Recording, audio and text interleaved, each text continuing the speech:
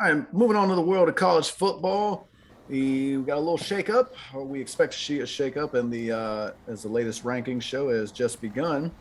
The Oregon Ducks, well, they've been eliminated from playoff contention. They'll probably go to some halfway decent bowl as Utah beat them soundly, 38-7.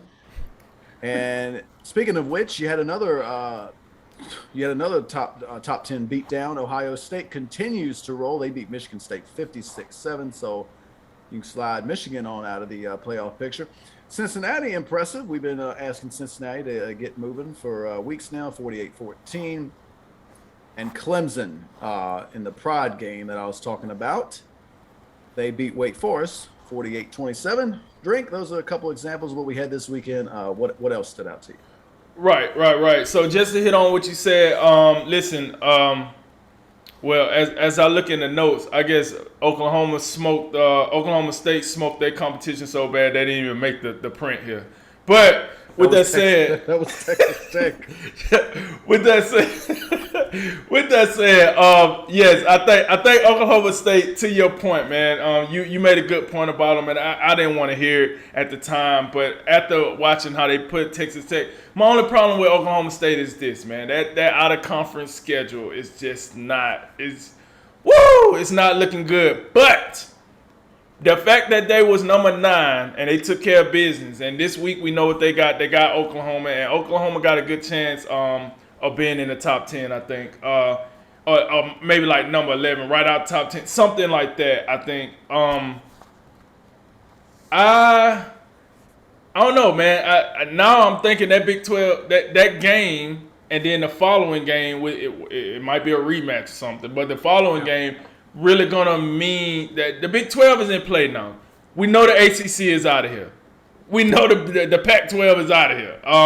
Those two conferences are out of here. So now, we know we're gonna have a representative for the Big 10. We're gonna have a representative for the SEC, most likely, with everything said.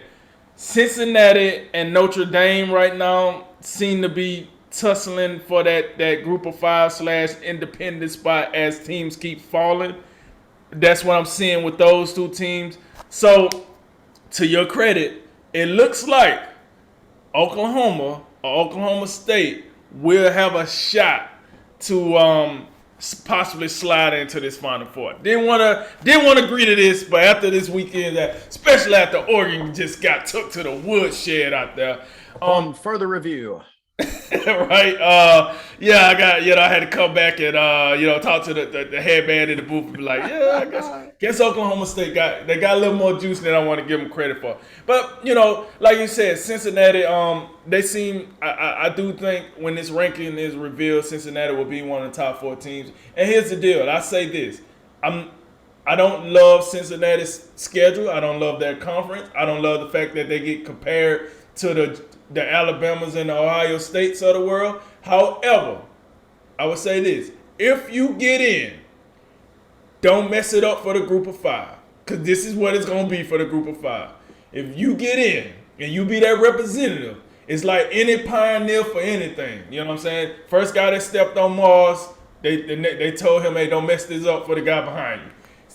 Same Cincinnati, you get in, you better show up. If you go out here and pull a Notre Dame, that's how we're going to look at you. The same way we look at Notre Dame. We say, hey, Notre Dame, man, you guys are good regular season. We don't care to see you in the playoffs. We don't care to really see you in the postseason. You never show up. So, with that said, I think Cincinnati, like I said, well-deserving. Now, it might be short-lived.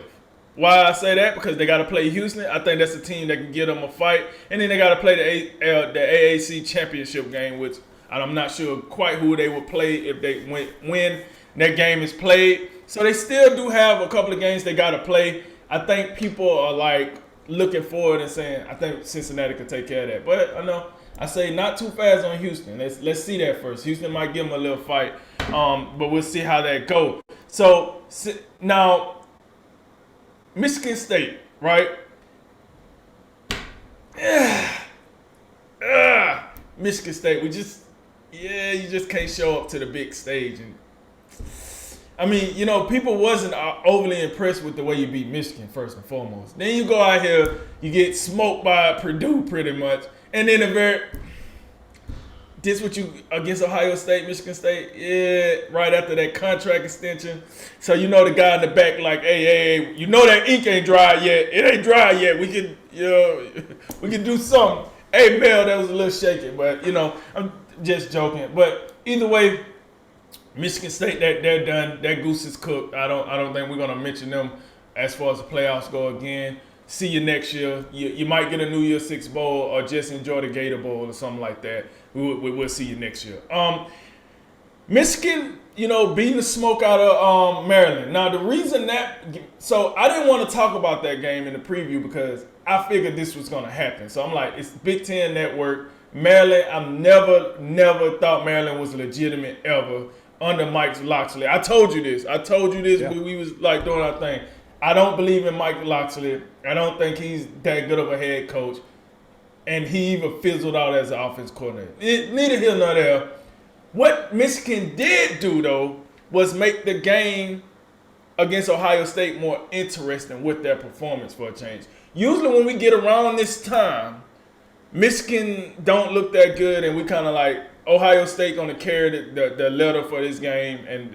But this year, both teams got a good start. Ohio State coming off a smoke check of Michigan. Michigan seemed to have enough offense to give Ohio State a fight. So now, with the results of last week's game, it makes, when we talk about this on Friday, it's going to make that even much better because now we might get a different result. To your point, I said the ACC was out. The reason I said the ACC was out, Wake Forest went out there and just got handled by the Clemson team that we thought we might see like 10 weeks ago. But we didn't see them 10 weeks ago, so that's that. But, I think to Clemson's credit, I think they building up some equity. They building up some confidence. We'll see how they end the season, but we know this season is pretty much over for Clemson. But Wake Forest is out of here, so it seems like Pittsburgh is their last dying, gasp, and we don't believe in Pittsburgh. At least I know I don't. I don't think you do either. So Pittsburgh seems to be out of here. So, yeah, man, what I got from this weekend is 2 conferences are eliminated. You will have 1 Big Ten representative. You will have 1 SEC representative. I think 1 spot it belongs to Cincinnati / Notre Dame, and then that 4th spot looks like it's for the Big 12 if things can move right. But that's what I got out of the college football weekend this week. Yeah, just real quick on Clemson Wake Forest. Clemson with that win gives themselves a fighting chance for the ACC title game. If Wake Forest goes to Boston College and loses, Clemson's going to have the tiebreaker since they won this game. So they would play Pittsburgh for the ACC title. Not that it's the ACC. Wake Forest. As soon as they lost to North Carolina, I think that was the first game they lost, I believe. Right. Okay, but yeah, when they lost that game, they was done. So. Even though I guess technically they could have won the rest of their games and maybe did it since they got teams like Oregon who just want to get thrashed all of a sudden. Wasn't it? I can't remember. Was it last year or the year before? There was one season recently where it was in reverse. Utah could have won and got in, and Oregon spanked them. That was in the Pac-12 title game. I can't remember if it was last year. Yeah, it was last year because I think it was that shortened season. Okay. I think they was 7-0, 6-0, something like that. But I think that was last year. Yeah, it was recent. Right. So as usual, the Pac-12 they just trip and fall over each other. It's something to behold. I tell you what. But this is why, to me, it wasn't even that. If they lose to Utah, I mean that would hurt obviously, but. I mean, the loss to Stanford is probably what really hurts because Stanford isn't good, and I think they're 3-6 or something like that. They're pretty bad. So sometimes my bad. I was just gonna say. So you don't think the final result of the game hurt more than the Stanford because they didn't get drugged by Stanford. They got drugged by Utah. Yeah, but Utah's a respectable program. Stanford's Stanford's 3-8. Stanford's terrible. So that's the one, so even my point is we know we've never seen a 2-loss team get in. So Right. I mean, you can slip up one, even if you like. I mean, even if you have a ugly loss, as long if you play in a Power Five conference, if you win your conference title, and you come into the final weekend with one loss, like you're going to be in the conversation. It's just how it normally shakes out. So the Stanford one is the one that really hurts because Stanford's like 3-8. So like how that's the one you should be concerned about, even though it's not a good look to be number 3 and lose by 31. Right. But yeah, the Pac-12's on out of here, the ACC's out of here. So man, we not only teams that get eliminated, conference getting eliminated too. The whole conference. And now, yeah, now you're talking about. I'm really one of the things I'll be interested in on the rankings tonight is to see what they think of. I don't think. I mean, to me, like I don't think the committee's like been impressed with Oklahoma like the whole year. They started them off at 8 when they was undefeated. I don't think they moved up higher than that, or maybe they. They're 10 now. The latest rankings got them at 10. Okay. How were they higher than 8 at any point? I don't think so. No, they never rose past 8. To me, that was kind of like, I don't know. Like I'm looking at after Oklahoma lost, they had Oklahoma State at 9, and Oklahoma 4 spots below them, but they had the same record. So I didn't really like see the difference, but I guess the committee did, and to me, that told me all I needed to know about Oklahoma. Like even if Oklahoma, they can win the next 2 games, and I guess they'll have a shot. I think because Oregon's on out of here, the ACC's out of here, so a lot of things have went their way. But I mean, I don't know. Like Oklahoma State's they've looked really good. They've looked really good the past 4 weeks. They out here blowing people out. I talked about it. You beat Kansas 55-3, 24-3 West Virginia, 63-17 TCU, and 23-0. So they've given up. I mean, that's a rarity. Like a Big 12 team playing defense. What's going on? Hey, and I was just about to say, for everything we say about Georgia defense, Yeah, like if you had to look at a team like who's the next best defense in the like in college football, like Oklahoma State. I mean, with what 23 points given up in the past 4 games, like they got to be. I'd venture to say they at least got to be like top 5. Oh yeah, so, I think they number 2. I think their stats probably put them right behind Georgia, if I'm not mistaken. So yeah, I think so for the Big 12. Obviously, if you're a Big 12 person, the last thing you can have, and I don't know, like whoever wins Bedlam. They got to win the Big 12 title to have a shot. Like you can't have like if it is a rematch in the Big 12 title game, and I'm not sure how that's going to look, then that's the last thing you want to have. Oklahoma State beats Oklahoma this week. All right, let's have the rematch, and then Oklahoma wins. Now we just pulling a Pac-12 type thing. So really, what this means, Cincinnati's getting a lot of help. Right.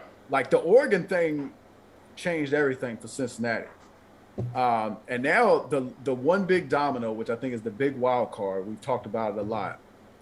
If Georgia beats Bama in the SEC title game, I think Cincinnati, if they win the rest of their games, they're going to get in because too many teams have just fallen off.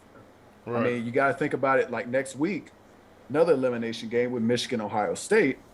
Mm-hmm. And I thought Michigan was way more impressive than I expected. So the problem with that is, and you talked about it, like Michigan, Ohio State. I can't tell you how many years, because I like Michigan. I generally like root for Michigan when they play Ohio State, but it's just like, all right, well, let me settle in for this big noon spectacular, and 1 hour into the game, well, this is over. This was fun, guys. What a great show. That was nice hearing Gus Johnson talk for about an hour. So, and hey, just shout out to Wisconsin. Wisconsin, like Nebraska game a good fight, but Wisconsin keeps moving along. But I think we're set up for a real interesting final week. Bama still got that Auburn game that they'll play. We'll talk about it some Friday, but that's one where I'd be interested to know how confident you are. Like Auburn's got them at home over the past, going to Auburn is no like sure thing.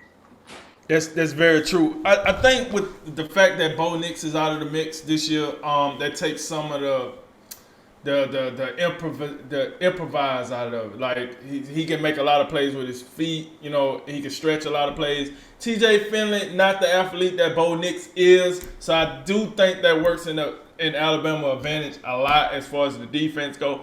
Honestly, I think this game, you know, as the past has shown us, these games has been pretty wild, but I think Alabama going to have a good handle on this game. This is a game they hear about all year, similar to the Ole Miss game, a game you hear about a lot, and you know you got to show up. I don't know. I think this game might be, well, I get my prediction on Friday, but I think this game will go be pretty erratic. But I just want to say before we get out of here, top 4, Georgia, Ohio State, Alabama, now Cincinnati. They have broke the top 4. Michigan and Notre Dame rounds out the top 6. So, like I said, Cincinnati and Notre Dame seem to have a path in for one spot.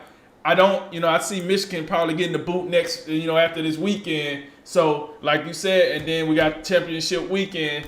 We'll see, but that Cincinnati has broken the top 4 now. So now let's see how that happens. To Notre Dame, real quick. I think that Cincinnati has to lose a game for them to be jumped. I don't think there's any circumstance where Notre Dame could jump Cincinnati, unless Cincinnati loses the game. Even if you believe Notre Dame's better than Cincinnati at this point, and Notre Dame probably would have the better resume because they're not playing AAC teams every week. Right. But Cincinnati, I think that would be blatantly disrespectful to have Cincinnati win all their games. They beat Notre Dame. They beat them on the road too. I just can't imagine the committee giving Notre Dame the slot over Cincinnati. And I agree with that. That's why I keep saying Cincinnati / Notre Dame, because it would take Cincinnati to do something. That's why I think they have the same exact spot. They both won't get in. It would be, all right, Cincinnati messed up. Here come Notre Dame. Hey, Notre Dame, you can't get in because Cincinnati did what they had to do. So that's why I say it's / What you say that, but now think about if and it's real crazy. We'll go on. We're gonna get down this one rabbit hole real quick, and then we'll pop back out to the next topic.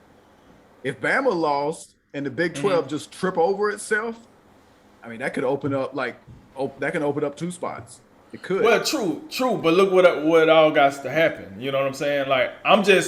I'm going on the week, I guess the week look to it, because both of those things got to happen in championship week. For all I know, Notre Dame goes stub their toe this weekend or something. I don't know, or Cincinnati stub their toe this weekend. So just from the weekly standpoint of it, that's why I say either or.